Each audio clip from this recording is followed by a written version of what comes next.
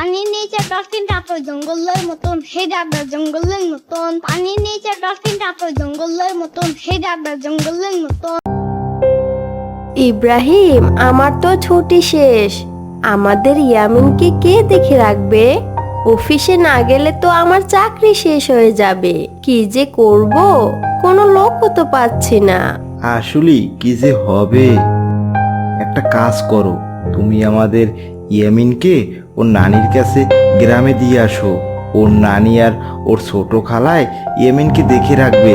তুমি এ কি বললা? আমাদের ইয়ামিনের যে বয়স, তাতে কি ও থাকতে পারবে? তুমি ইয়ামিনের সাথে কয়েকদিন থাকবা, যদি দেখো থাকতে পারে তাহলে রেখে আসবা, আর নয় সাথে করে নিয়ে আসবা। তাহলে তাই করব। এখন ঘুম দাও, সকালে উঠে আবার আমার অফিসে যেতে হবে। অনেকদিন পর গ্রামে বাবার বাড়ি যাব। মায়ের জন্য কিছু কিনে দিবা না? কি বলছি শোনো না? এখন শুনতে গেলে বিপদ, শোনা যাবে না, চোখ বুজে থাকি, বুঝবে ঘুম দিছে। ইব্রাহিম, ও ইব্রাহিম, আর ভালো হইলে না, কথা বলতে বলতেই ঘুম। কি আর করব, আমিও ঘুম পড়ে যাই।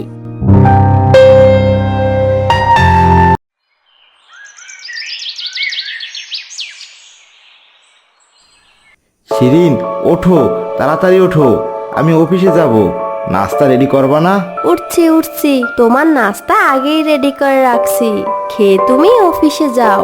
তোমাদের জন্য গাড়ি ঠিক করে রাখছি, 12টার দিকে নিতে আসবে। রেডি হয়ে থেকো কিন্তু, আর হ্যাঁ, সাবধানে যেও। আমি তোমার জন্য রান্না করে ফ্রিজে রাখছি, তুমি শুধু গরম করে করে খাবা। বাসা জানি ঠিক থাকে, বুঝছো? বন্ধুদের নিয়ে আড্ডা দিও না আবার। এরপর গাড়ি আসে, শিরিন আর ইয়ামিনকে নিয়ে রওনা দেয়। বাবা ইয়ামিন, আমরা চলে আসছি। ওই যে বাড়ি দেখতেছো, ওটা তোমার নানা বাড়ি। মা মা, নানু বাড়ি এত অন্ধকার কেন? জঙ্গল কেন? এটা তো গ্রাম, তাই এইরকম। এখানের পরিবেশ অনেক সুন্দর, তোমার অনেক ভালো লাগবে বাবা। মা, ও মা, আমরা চলে আসছি। এ তো দেখতেছি আমার নানা ভাই আসছে। নানা ভাই, চলো ঘরের ভিতরে চলো। এরপর শিরিন ইয়ামিনকে নিয়ে ঘরের ভিতরে যায়। মা, আমার অফিসের ছুটি শেষ, তাই ইয়ামিনকে দেখার মতো কেউ নাই, আর ওরে নিয়ে তো অফিস করা যাবে না, তাই তো তোমার কাছে নিয়ে আসছি। তুমি ওরে দেখে রাখতে পারবা না? এ কি বলছিস মা? আমি আমার নানা ভাইকে দেখে রাখতে পারবো না? এটা কোনো কথা বললি? তা আমার নানা ভাই থাকতে পারবে তো? সেটাই তো কথা, ওর যা বয়স, আর ছোট থেকে শহরে বড় হয়েছে, এখন গ্রামে থাকতে পারবে কিনা বলা যায় না। মা, শ্রাবণীকে তো দেখতেছি না, শ্রাবণী গেল কোথায়? শ্রাবণী তো নানা বাড়ি বেড়াতে গেছে। আচ্ছা মা, শ্রাবণী থাকলে ইয়ামিন ওর সাথে থাকতো মনে হয়।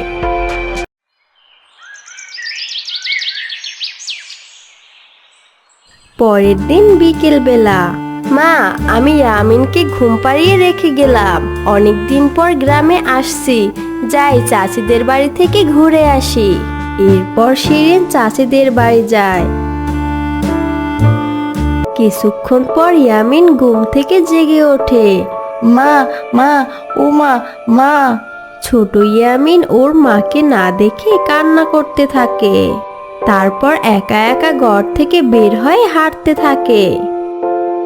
কিছুক্ষণ পর শিরিন আসে, এসে ইয়ামিনকে দেখতে পায় না। মা, ইয়ামিন কোথায়? কেন, ঘুমে তো। কোথায় মা? এখানে তো নাই। ইয়ামিনকে না দেখে শিরিন কান্না করতে থাকে, কি করবে বুঝতে পারে না। মা, সন্ধ্যা তো হয়ে গেছে, তুমি ওই দিকটা দেখো, আমি এদিকে যাচ্ছি। এরপর শিরিন ইয়ামিনকে খুঁজতে থাকে, কিন্তু কোথাও ইয়ামিনকে খুঁজে পায় না। বাবা ইয়ামিন, কই গেলি তুই? বাবা, আমার বুকে ফিরে আয়। এই বলে শিরিন কান্না করতে থাকে। নানা ভাই, ও নানা ভাই, কোথায় গেলা তুমি? এই বলে বুড়িও কান্না করতে থাকে। এ কি, এ তো সাম্বা আন্টিদের বাড়িতে বেড়াতে আসছে। ও পুকুরে পড়ে গেছে। আমি ওরে পুকুর থেকে না উঠালে ও তো মরে যাবে। ছোট মেয়েটা সাঁতার জানে না, তাই মেয়েটাও পানিতে ডুবে যায়। এ কি, পুকুরে শব্দ হইল কি? যাই তো দেখে আসি। এরপর অন্তিক মাহমুদ পুকুরের কাছে যায়। এ কি, পুকুরে তো দুটো ছোট ছোট বাচ্চা। আহারে, বেচারারা সাঁতার জানে না। এরপর অন্তিক মাহমুদ পুকুরে নেমে বাচ্চা দুটোকে উঠিয়ে নিয়ে আসে। এ তো দেখছি আমার শ্রাবণীর বোনের ছেলে, শহর থেকে গতকাল আসছে। আমি তো এখন শ্রাবণীর কাছে নায়ক হয়ে যাব। শ্রাবণী, তুমি শুধু আমার। আঙ্কেল আঙ্কেল, এইটা ইয়ামিন, সাম্বা আন্টির বোনের ছেলে। আমি উঠাতে যে আমিও ডুবে গেছিলাম। এরপর অন্তিক মাহমুদ ইয়ামিনকে নিয়ে শ্রাবণীদের বাড়ি রওনা দেয়। মা, আমার ইয়ামিনের কি হইল? ইয়ামিনকে কি আর খুঁজে পাবো না?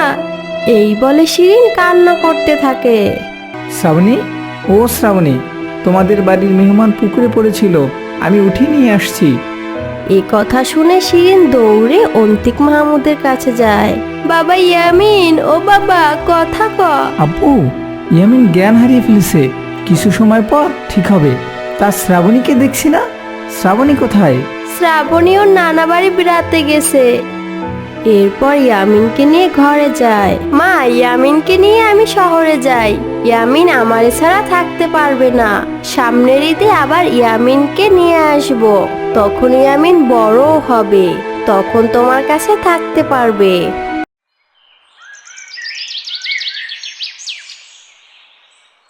এরপর শিরিন ইয়ামিনকে নিয়ে শহরে চলে যায়।